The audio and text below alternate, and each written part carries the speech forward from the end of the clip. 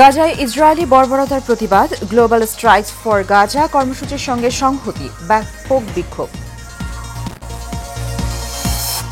শুরু হলো বিনিয়োগ সম্মেলন, নতুন উদ্যোক্তাদের জন্য 900 কোটি টাকার তহবিল গঠনের ঘোষণা। প্রধান উপদেষ্টার চীন থাইল্যান্ড সফর কূটনীতির সফল প্রতিফলন বলছেন বিশেষজ্ঞরা।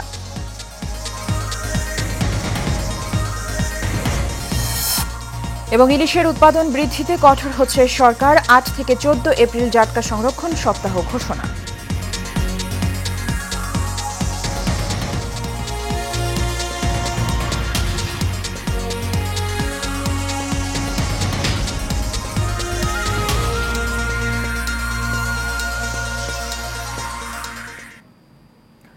স্বাগত এশিয়ান নিউজে। দর্শক, সংবাদ জুড়ে সাথে আছি সুবর্ণা গোলন্দাজ। শুনছিলেন বিআরবি কেবল ইন্ডাস্ট্রিজ লিমিটেড সংবাদ শিরোনাম। ফিলিস্তিনের গাজা উপত্যকায় ইসরায়েলি বর্বরতার প্রতিবাদে গ্লোবাল স্ট্রাইকস ফর গাজা কর্মসূচির সঙ্গে সংহতি জানিয়ে রাজধানী ঢাকায় বিক্ষোভ কর্মসূচি পালন করেছে বিভিন্ন রাজনৈতিক দল, সংগঠন ও শিক্ষা প্রতিষ্ঠান। তারই অংশ হিসেবে ঢাকা বিশ্ববিদ্যালয় ও ব্র্যাক বিশ্ববিদ্যালয় সহ বিভিন্ন কলেজ ও বিশ্ববিদ্যালয়ের শিক্ষার্থীরা দিনব্যাপী বিক্ষোভ কর্মসূচি পালন করেন। ওয়ালিদ সিদ্দিকের রিপোর্টে দেখুন বিস্তারিত।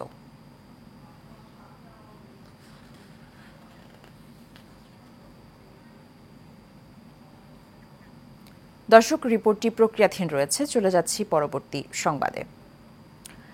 ঢাকায় শুরু হয়েছে 4 দিনব্যাপী বিনিয়োগ সম্মেলন। সকালে রাজধানীর ইন্টারকন্টিনেন্টাল হোটেলে অনুষ্ঠিত এই সম্মেলনের 40টি দেশের শীর্ষস্থানীয় 6 শতাধিক দেশি বিদেশি বিনিয়োগকারী অংশ নিয়েছেন। সম্মেলনের উদ্বোধনী দিনে এক সেশনে অংশ নিয়ে বাংলাদেশ ব্যাংকের গভর্নর ড আহসান এইচ মনসুর জানিয়েছেন, নতুন ও উদ্ভাবনী উদ্যোক্তাদের আর্থিক সহায়তা দিতে বাংলাদেশ ব্যাংক 800 থেকে 900 কোটি টাকার একটি বিশেষ স্টার্ট আপ তহবিল গঠনের উদ্যোগ নিয়েছেন। আনসারুল ইসলামের ক্যামেরায় মেহরাব সুমনের রিপোর্টে বিস্তারিত। বিডার আয়োজনে ঢাকায় 4 দিনব্যাপী বিনিয়োগ সম্মেলন শুরু হয়েছে সোমবার। সম্মেলনে অংশ নিচ্ছেন যুক্তরাষ্ট্র, চীন, জাপান, দক্ষিণ কোরিয়া সহ 40টি দেশের 6 শতাধিক বিনিয়োগকারী। বিদেশি বিনিয়োগকারীরা বলছেন, বাংলাদেশ বিনিয়োগ করার উপযুক্ত স্থান, যেখানে রয়েছে প্রচুর সম্পদ সহ সহজ যোগাযোগ ব্যবস্থা। This summit is a great opportunity for Bangladesh to reopen itself to the world, to especially the Startup Connect. Obviously, from years of engaging with different Bangladesh startups and entrepreneurs, we know there's a lot of potential here, right? A lot of high caliber talent and people and resources. Second time coming to Bangladesh startup events, and we've made 6 investments already in Bangladesh. We are working on a 7th one as we speak. Now we have someone in the team on the ground that is going to be working with us to accelerate our pace of activity. And the reason why we are very bullish about the opportunity here. বিডার নির্বাহী chairman বলেন, বিনিয়োগের জটিলতা কমাতে বাংলাদেশ সরকার আগ্রহের সাথে কাজ করছে। There are many things that we could potentially do to help the startup community to spread the message, but my genuine feeling is that that needs to be done in collaboration with startup community and based on the suggestions and ideas that come up from startup community. The government should always there be to help. The government does have limited resource. The government does have limited bandwidth. এ সময় বাংলাদেশ ব্যাংকের governor বলেন, বাংলাদেশে বিনিয়োগে কোনো বাধা নেই, বিদেশিরা তাদের বিনিয়োগের লভ্যাংশ নিয়ে যেতে পারবেন। For startups, profit doesn't come in one day. You have to be patient, you have to persevere, you have to keep growing in your sales and other objectives. I really hope that our startup community, our younger people, will not give up even if they fail once or twice. They must continue with their effort. Success will come.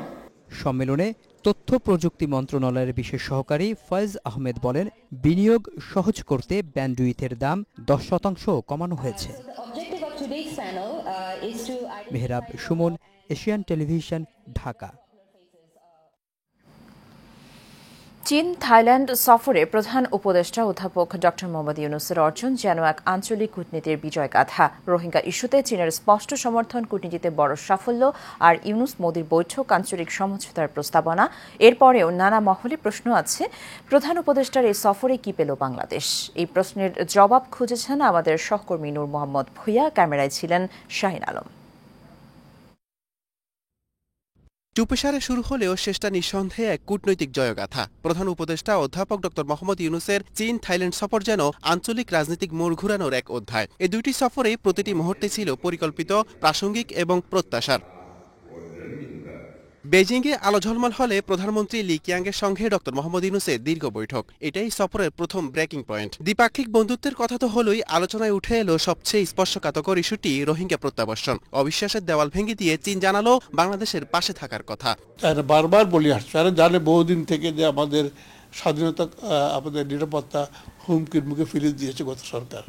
তারা বারবার বিভিন্ন হাতিয়ার সময় তারা এসব বক্তব্য দিয়েছে, কিন্তু সরকার এগুলোকে বুঝেও নেই, আমলেও নেই, কারণ তাদের একমাত্র একদৃষ্টি শুধু একটা দেশের প্রতি ছিল।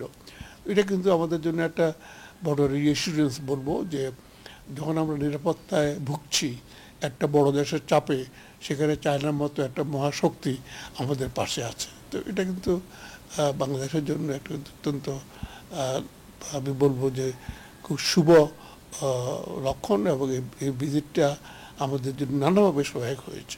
এখানে থেমে যাননি ড ইউনূস। থাইল্যান্ডে একান্ত বৈঠকে বসেন ভারতের প্রধানমন্ত্রী নরেন্দ্র মোদীর সঙ্গে। সাবেক রাষ্ট্রদূত এস শফিউল্লাহ বলেন, ড ইউনূস মোদির বৈঠকে লুকিয়ে রয়েছে আগামী দিনের আঞ্চলিক সমঝোতার সূত্র। মূল কথাগুলো সামনাসামনি বলা হয়েছে। এটা আমি বলবো যে এতে বাংলাদেশের যে সার্বভৌমত্ব, এটা কিন্তু পুনঃপ্রতিষ্ঠিত হয়েছে ভারতের কাছে। ভারত এখন থেকে ওইভাবেই আমাদের সাথে সম্পর্ক করতে হবে ভবিষ্যতে, সর্বদার ভিত্তিতে, মানসম্মানের ভিত্তিতে, আমাদের ভৌগোলিক অখণ্ডতা প্রতি সম্মান রেখে কথা বলতে হবে। বিগত 15 বছর ভারতের চোখে চোখ রেখে কথা বলতে পারেনি বাংলাদেশ, এমন আক্ষেপ জানিয়ে সাবেক এই কূটনীতিক বলেন, বাংলাদেশের সার্বভৌমত্বের প্রতিফলন ফুটে উঠেছে এই বৈঠকে। যেটা 15 বছর কোনো হাসিনা মোদির সামনে চোখে চোখে এই কথাটা বলতে পারি, সমান পর্যায়ে এই কথাটা বলতে পারেনি, যার পর ইউনূস বলেছেন। তার মানে হলো যে কি, বাংলাদেশ তার assertion of its own right, আমাদের সার্বভৌমত্বের যে একটা প্রতিফলন এই মিটিংয়ে সে প্রকাশিত হয়েছে। 1-to-1 কথা বলেছেন, অন ইকুয়াল টার্মস কথা বলেছেন।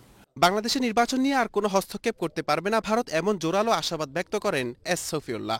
বাংলাদেশ ইলেকশন কীভাবে হবে, কোন কোন পার্টি ইলেকশন আসবে না, সে সম্পূর্ণ বাংলাদেশ ব্যক্তির এটা। নূর মোহাম্মদ ভূঁইয়া, এশিয়ান টেলিভিশন, ঢাকা।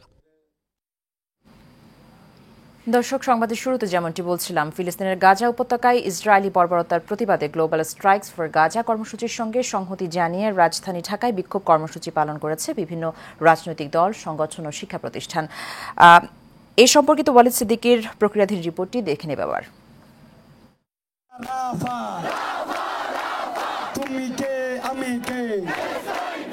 কারো হাতে ব্যানার, কারো হাতে ফেস্টুন, চোখে মুখে ছিল অগ্নিঝরা ক্ষোভ। দাবি শুধু একটাই, ফিলিস্তিনিতে গণহত্যা বন্ধের। সকাল থেকে এমন প্রতিবাদী স্লোগানে মুখর ছিল রাজধানীর বিভিন্ন কলেজ, বিশ্ববিদ্যালয়। ইসরায়েলি বাহিনীর নৃশংস হামলার প্রতিবাদে বিশ্বব্যাপী গ্লোবাল স্ট্রাইক ফর গাজা কর্মসূচির অংশ হিসাবে শিক্ষার্থীরা ক্লাস ও পরীক্ষা বর্জন করে। আমাদের অবস্থান একদমই ক্লিয়ার, সেটা হচ্ছে we are in the support of humanity. আর আপনি যদি হিউম্যানিটিকে সাপোর্ট করেন, আপনি অবশ্যই ফিলিস্তিনকে সাপোর্ট জানাবেন। মুসলিম কান্ট্রি হিসেবে অবশ্যই আমাদের উচিত, কিন্তু মুসলিম কান্ট্রি না, একটু মানবিক দিক থেকে উচিত আমাদের সবাইকে এগিয়ে চলে আসা। ঢাকা বিশ্ববিদ্যালয়ের রাজু ভাস্কর্যের পাদদেশে বিক্ষোভ করে শিক্ষার্থী ও সাধারণ মানুষ। ইসরায়েলি বর্বরতা বন্ধ হোক। আমি আমার প্রতিষ্ঠান থেকে ইসরায়েলি সকল পণ্য বয়কট করেছি। সকল ব্যবসায়ীদেরকে বলবো, আপনারাও বয়কট করুন। এরকম ছোট ছোট বাচ্চারা প্যালেস্টাইনে অনেক কষ্টে আছে, তাদেরকে হত্যা করা হচ্ছে, যাতে এগুলা সব বন্ধ হোক। আল্লাহ যেন ওদের উপরে কঠোর আযাব নাজিল করে। এই বর্বরতা রুখে সবাই সবার জায়গা থেকে প্রতিবাদ করুন। নাম্বার 2 হচ্ছে আগামীকালকে এই রাজু ভাস্কর্যের পাদদেশে 3:30 থেকে মার্চ ফর প্যালেস্টাইন মুভমেন্ট হবে। সেখানে বাঙালি যত জনতা আছে ঢাকার মধ্যে সবার স্বতঃস্ফূর্ত অংশগ্রহণ আমরা কামনা করি।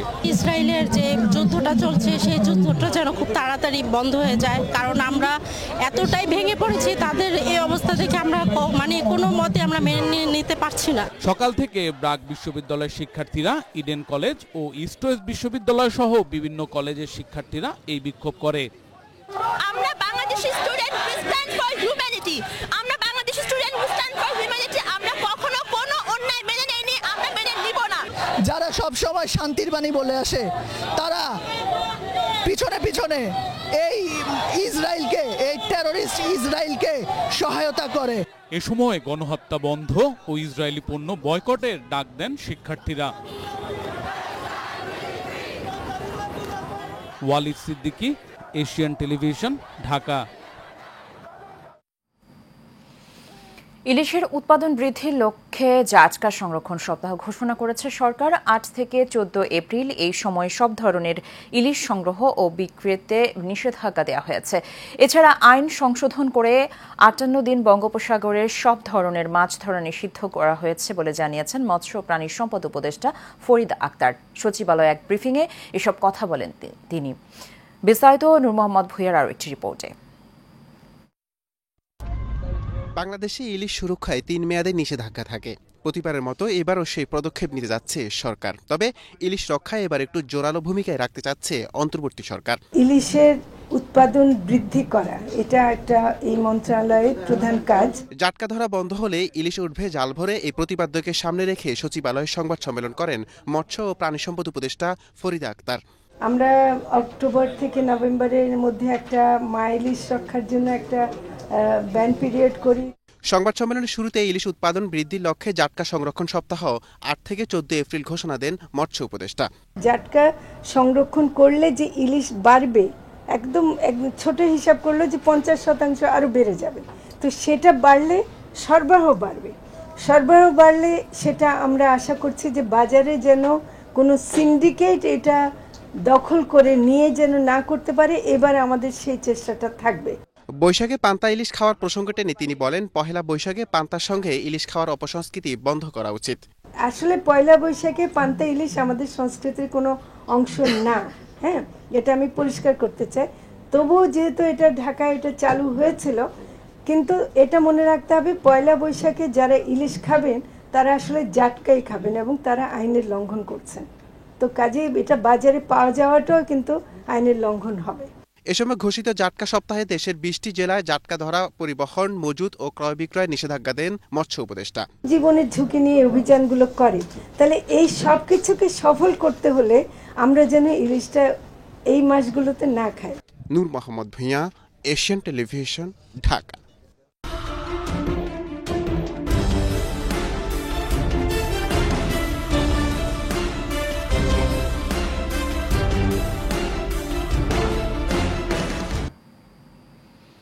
ফিলিস্তিনের গাজা ও রাফাতে নারকীয় হামলায় নিরপরাধ মুসলমানদের হত্যার প্রতিবাদে ঢাকার ধামরাই বিক্ষোভ মিছিল করা হয়েছে। মিছিলটি ধামরাই থানা রোড থেকে শুরু হয়ে বিভিন্ন সড়ক প্রদক্ষিণ শেষে উপজেলায় গিয়ে শেষ হয়।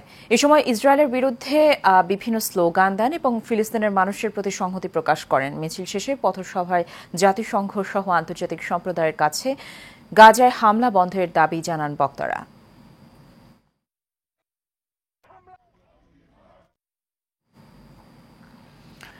গাজায় ইসরায়েলিদের বর্বরোচিত হামলা ও গণহত্যার প্রতিবাদে পাবনার বিক্ষোভ সমাবেশ করেছে ছাত্র জনতা। সরকারি এডওয়ার্ড কলেজ গেট থেকে ছাত্র জনতা অংশগ্রহণে একটি বিশাল বিক্ষোভ সমাবেশ শহরের প্রধান সড়ক প্রদক্ষিণ করে শহীদ চত্বরে গিয়ে শেষ হয়। এ সময় ছাত্র জনতা বক্তব্যে বলেন, ইসরায়েল ন্যাক্কারজনকভাবে যেভাবে মানুষ হত্যা করে যাচ্ছে সেটি রীতিমতো মানবতার চরম লঙ্ঘন। এই ঘটনার তীব্র নিন্দা ও প্রতিবাদ জানান তারা।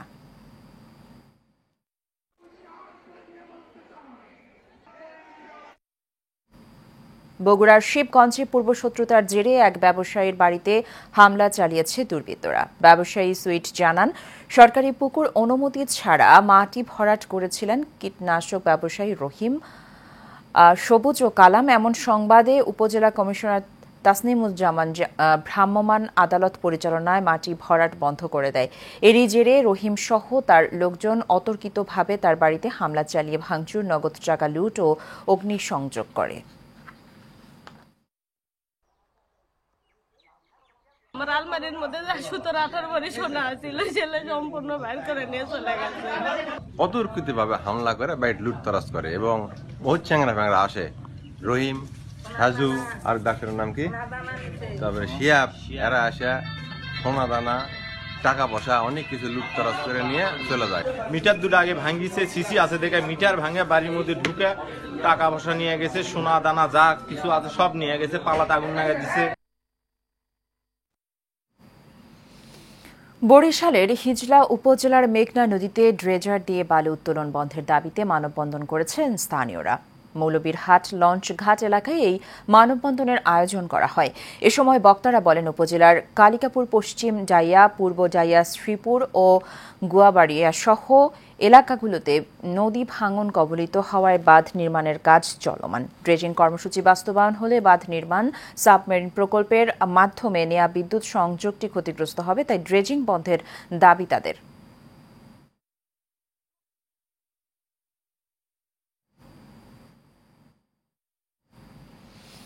নারায়ণগঞ্জের রূপগঞ্জে জনতা উচ্চ বিদ্যালয়ে 2025 সালের এসএসসি পরীক্ষার্থীদের বিদায় উপলক্ষে আলোচনা সভা ও দোয়া মাহফিল হয়েছে। সকালে উপজেলার পূর্বাচলের 4 নম্বর সেক্টরে ব্রাহ্মণখালী এলাকায় বিদ্যালয় মিলনায়তনে এই সভায় সভাপতিত্ব করেন উপজেলা বিএনপির সাধারণ সম্পাদক বাসির উদ্দিন বাচ্চু। এতে বিশেষ অতিথি ছিলেন সলিম উদ্দিন চৌধুরী, বিশ্ববিদ্যালয় কলেজের অধ্যক্ষ জাহাঙ্গীর মালুম, জেলা কৃষক দলের যুগ্ম আহ্বায়ক নজরুল ইসলাম ও সাবেক ম্যানেজিং কমিটির সদস্য মুরাদ হাসান শিপন সহ অনেকে।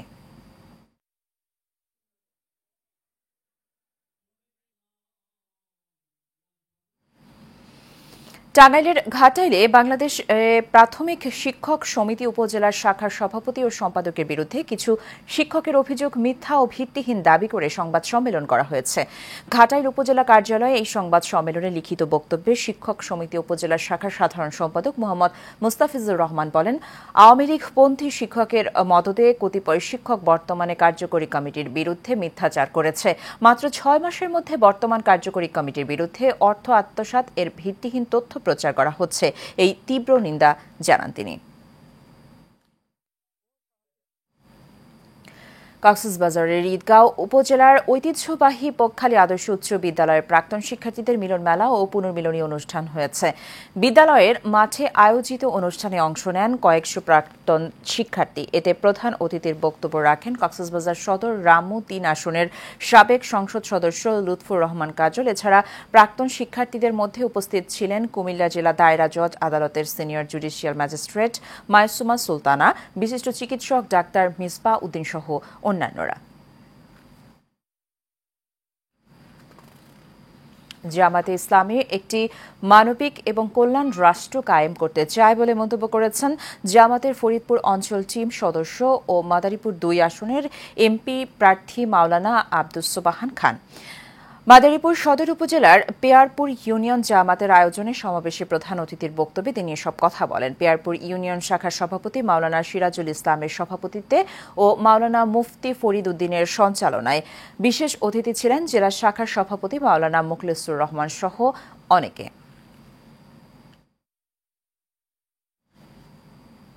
চট্টগ্রামের ফটিকছড়ির মাইজ ভান্ডার দরবার শরীফ শাহী জামে মসজিদে পুনঃসংস্কার কাজ শুরু হয়েছে। সৈয়দ জিয়াউল হক মাইজ ভান্ডারি ট্রাস্টের সার্বিক তত্ত্বাবধানে সৈয়দ মোহাম্মদ হাসান মাইজ ভান্ডারির স্বাগত বক্তব্য ও দোয়ার মাধ্যমে সংস্কার কাজ শুরু করা হয়। এ সময় উপস্থিত ছিলেন সৈয়দ মোহাম্মদ সৈয়দুল আলম শাহজাহান মাইজ ভান্ডারি, যুগ্ম মাতোয়াল্লি সৈয়দ মোহাম্মদ নাসিরুল আলম সহ অনেকে। মানিকগঞ্জ সাটুরিয়ায় কৃষি ডিপ্লোমা ছাত্র অধিকার আন্দোলন 8 দফা 8 দাবি বাস্তবায়নের লক্ষ্যে ক্লাস পরীক্ষা বর্জন সহ অবস্থান কর্মসূচির আয়োজন করা হয়। সকালে সাটুরিয়া কৃষি প্রশিক্ষণ ইনস্টিটিউট শিক্ষার্থীরা এই কর্মসূচির আয়োজন করে। এতে সাটুরিয়া এটিআই ক্যাম্পাসের MA আল নোমান, সানবীর ইসলাম সাদ সহ শতাধিক সাধারণ শিক্ষার্থীরা অংশগ্রহণ করেন। যশোরের শার্শায় শহীদ জিয়া স্মৃতি ভলিবল টুর্নামেন্টের ফাইনাল খেলা ও পুরস্কার বিতরণ করা হয়েছে। রঘুনাথপুর স্পোর্টিং ক্লাবের আয়োজনে বেনাপোল পোর্ট থানার রঘুনাথপুর সরকারি প্রাথমিক বিদ্যালয় মাঠে এই খেলা হয়। ফাইনালে রাহাত ট্রেডার্স একাদশ 25-17 পয়েন্ট ব্যবধানে গাজীপুর একাদশ ক্লাবকে পরাজিত করে চ্যাম্পিয়ন হয়। এতে প্রধান অতিথি ছিলেন বেনাপোল পৌর বিএনপির যুগ্ম সাধারণ সম্পাদক মোহাম্মদ মফিজুর রহমান। বিশেষ অতিথি ছিলেন বেনাপোলের বাহাদুরপুর ইউনিয়নের বিএনপির সদস্য আসাদুজ্জামান আসাদ সহ অনেকে। সাতক্ষীরা খোলপেটুয়া নদী ভাঙনের পর রিংবাঁধ নির্মাণ সম্পন্ন হয়েছে, ফলে লোকালয়ে পানি ঢোকা বন্ধ হয়েছে। নিজ বাসস্থান ফিরতে পারায় কিছুটা স্বস্তিতে রয়েছেন সাধারণ মানুষ। ঈদুল ফিতরের নামাজের সময়ে খোলপেটুয়া নদীর বেড়িবাঁধ ভাঙে প্লাবিত হয় আলুলিয়া এলাকার 14 থেকে 15টি গ্রাম। পানিবন্দী হয়ে পড়ে কয়েক হাজার মানুষ। ভেসে যায় মৎস্য ঘের, ফসলি জমি সহ ঘরবাড়ি। পরে রিং বাঁধটি নির্মাণ করায় পানি বন্ধ হয়। এই কাজে সহযোগিতা করায় সেনাবাহিনী, কোস্টগার্ড ও পানি উন্নয়ন বোর্ডকে ধন্যবাদ জানিয়েছে এলাকার মানুষ। শেষ করব এশিয়ান নিউজ। তার আগে বিআরবি কেবল ইন্ডাস্ট্রিজ লিমিটেড সংবাদ শিরোনামগুলো জানিয়ে দেব আরও একবার।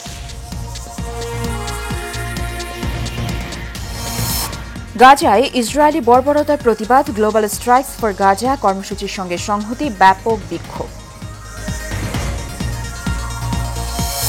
শুরু হলো বিনিয়োগ সম্মেলন, নতুন উদ্যোক্তাদের জন্য 900 কোটি টাকার তহবিল গঠনের ঘোষণা। প্রধান উপদেষ্টার চীন থাইল্যান্ড সফর কূটনীতির সফল প্রতিফলন বলছেন বিশেষজ্ঞরা।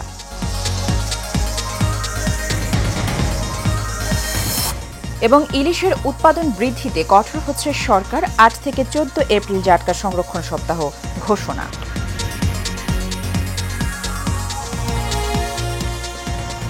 এশিয়ান নিউজ এ পর্যন্তই। আমাদের পরবর্তী সংবাদ দেখার আমন্ত্রণ রইল। ধন্যবাদ সাথে থাকার জন্য।